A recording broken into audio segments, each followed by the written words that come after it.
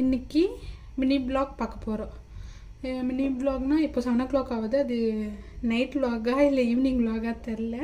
நான் வ்ளாக் பண்ண போகிறோம். சாமிக்கு பிரசாதம் பண்ண போகிறோம். முருகாக்கு தேவையான அளவுக்கு ட்ரை ஃப்ரூட்ஸ் நிறைய போட்டால் தான் சாப்பிட்றதுக்கு நல்லாயிருக்கும் பாயாசம். ட்ரை ஃப்ரூட்ஸ் கட் பண்ணோம். எதுனா மிஷின் வேணும்னு இல்லை, இந்த மாதிரி வச்சு இப்படி கட் பண்ணாலே போதும். கீ போட்டுக்கலாம்.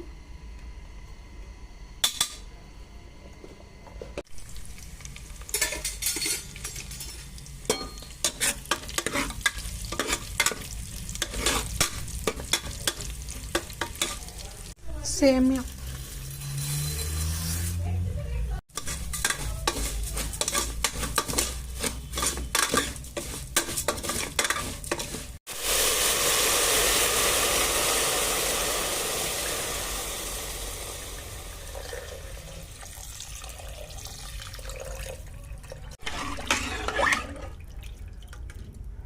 சேமியா நல்லா வேவட்டும். அளவுக்கு தண்ணி, நம்ம எவ்வளோ கிளாஸ் பால் ஊற்றுறோமோ அவ்வளோ இதுக்கு தண்ணி. நான் 1 லிட்டர் எடுத்துக்கிற பால், ஸோ 1 லிட்டர் தண்ணி ஊற்றிக்கோங்க.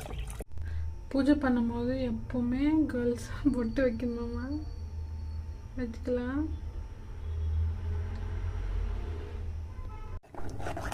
கொச்சின் இருக்குது. இப்போ ஜவ்வரிசி போடலாம். சேமியா ப்ளஸ் ஜவ்வரிசி பாயாசம்.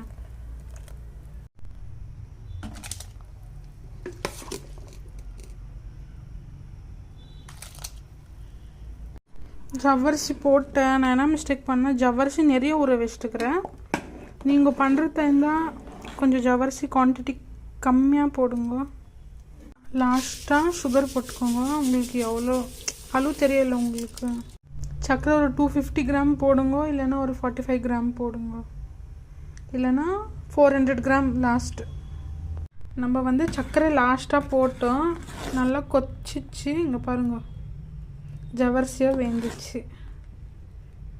கோயிலுக்கு எடுத்துன்னு போகலாம். ஆயிடுச்சு. கோயிலுக்கு போக வேண்டிய இதில் எடுத்து ஊற்றிட்டோம். இது வீட்டுக்கு அப்படியே எடுத்து வச்சு பூஜை பண்ணுறதுல நம்ம சாமிக்கு கொஞ்சம் எடுத்து வைக்கணும்.